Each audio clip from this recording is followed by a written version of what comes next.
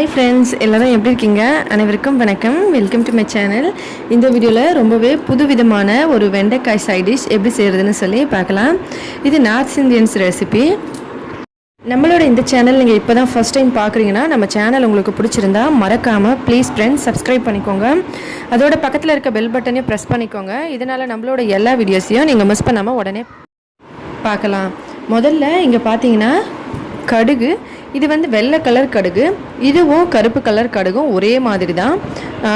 இதில் ஒரு 2 பச்சை மிளகாய் சேர்த்து இந்த கடுகையும் பச்சை மிளகாயும் நல்லா அரைச்சி எடுத்துக்கலாம்.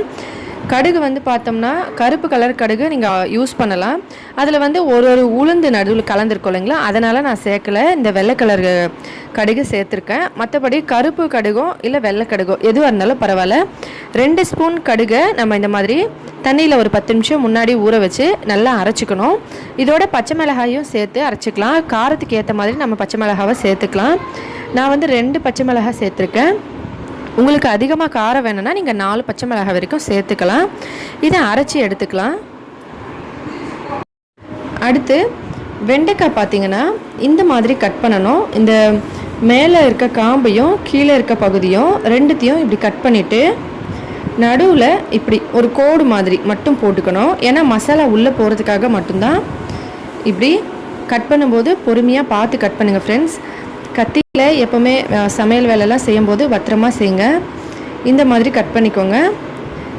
இதே போல் நான் ஏற்கனவே கட் பண்ணி வச்சுருக்கேன். இந்த மாதிரி பாருங்கள்.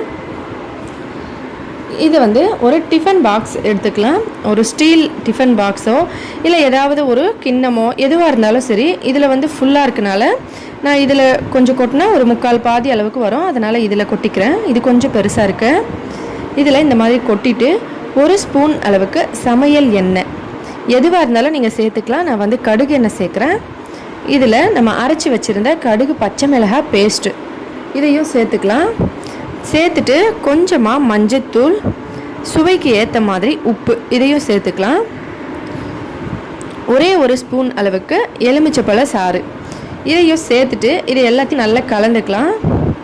எலுமிச்சைப்பழ சாறு வந்து பார்த்திங்கன்னா நார்த் சைடில் சேர்க்க மாட்டாங்க. ஏன்னா அதிகமாக புளிப்புத்தன்மை அங்கே சாப்பிட மாட்டாங்க. நீங்கள் வேணும்னா புளிப்புத்தன்மைக்காக எலுமிச்சைப்பழ சாறு சேர்த்துக்கலாம். 1 பச்சை மிளகாய் இதில் சேர்த்துட்டு இந்த மாதிரி எல்லாத்தையும் நல்லா கலந்துக்கலாம். லாஸ்ட்டாக 1 பச்சை மிளகாய் வந்து சும்மா வாசனைக்காக நம்ம அப்படியே உடச்சி சேர்த்துக்கணும். இதை எல்லாத்தையும் ஒன்றா சேர்த்து இந்த மசாலாவை இப்படி நல்லா கலந்துக்கலாம்.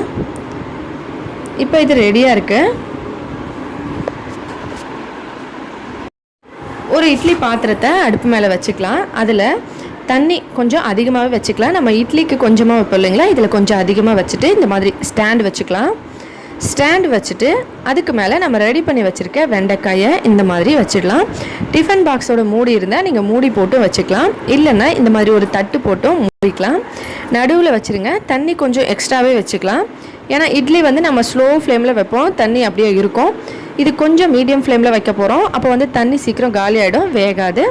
அதனால் நீங்கள் மீடியம் ஃப்ளேமில் வைக்கிறதுனால தண்ணி கொஞ்சம் அதிகமாக வச்சுட்டு தட்டு போட்டு மூடி இப்போ நம்ம இட்லி பாத்திரத்தை மூடிடலாம். ஒரு 15 நிமிஷம் மீடியம் ஃப்ளேமில் இதை வேக வைக்கலாம். இப்போ ஒரு 15 நிமிஷம் ஆயிருக்கு ஃப்ரெண்ட்ஸ். ஓப்பன் பண்ணி பார்க்கலாம் எப்படி இருக்குன்னு சொல்லி. தண்ணி வந்து நமக்கு ஆவியில் வேகிறதுனால இந்த மேலே கொஞ்சம் கொஞ்சம் தண்ணி வந்திருக்கு.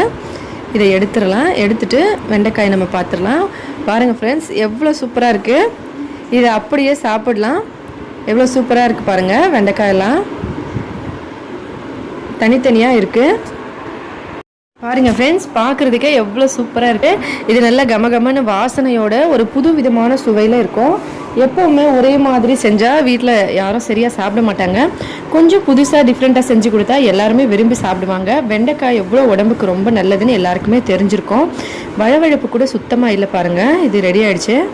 கடைசியாக ஒரு சின்ன தாளிப்பு, கடுகு, சீரகம், உளுந்த பருப்பு, கடலை பருப்பு, கருவேப்பிலை இதை மட்டும் போட்டு தாளித்து இது மேலே ஊற்றிட்டு கலக்கிடலாம்.